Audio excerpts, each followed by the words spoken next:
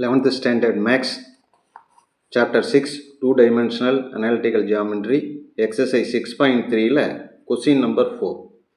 Write the equation of the lines through the point 1, -1, subdivision 1 parallel to one equation, subdivision 2 perpendicular to another equation கொடுத்திருக்காங்க. முதல்ல subdivision 1. The equation parallel to x plus 3y minus 4 is equal to 0 is same x, same 3y, இந்த நம்பருக்கு பதிலாக ஒரு k is equal to 0. இதுதான் parallel equation. Right. இதில் it passes through the point 1, -1. It passes through the point 1, -1. xக்கு பதிலாக 1, yக்கு பதிலாக -1. Substitute பண்ணோம்னா minus, yக்கு பதிலாக -1 கொடுக்கும்போது -3 plus k is equal to 0. 1 minus 3 minus 2 plus k is equal to 0.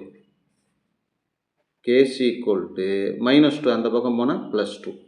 k யோட value தெரிஞ்சிருச்சு. இந்த k வேல்யூ எடுத்து இந்த இடத்துல எழுதினோம்னா அதுதான் parallel equation.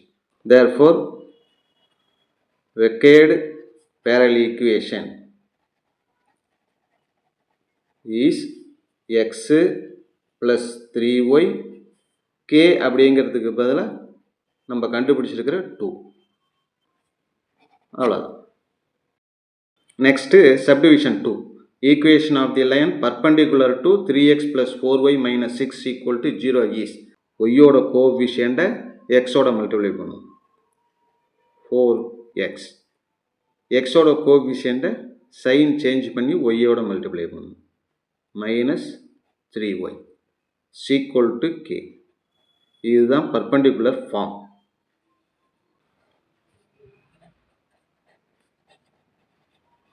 It passes through already கொடுத்துருக்கிற 1, -1. எக்ஸுக்கு பதிலாக 1, ஒய்க்கு பதிலாக -1. இந்த ஈக்குவேஷனில் சப்ஸ்டிட் பண்ணுறோம். 4 இன்ட்டு எக்ஸுக்கு பதிலாக 1, 3 இன்ட்டு ஒய்க்கு பதிலாக -1 is equal to k. 4 -3 into -1 + 3. அப்போ என்ன ஆகிடுது? k is equal to 7. k-யோட value 7 வருது.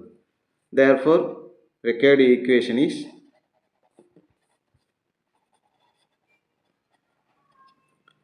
4x minus 3y, kக்கு பதிலாக 4x minus 3y, 7 இந்த பக்கம் வந்துன்னா -7 is equal to 0. அவ்வளோதான்.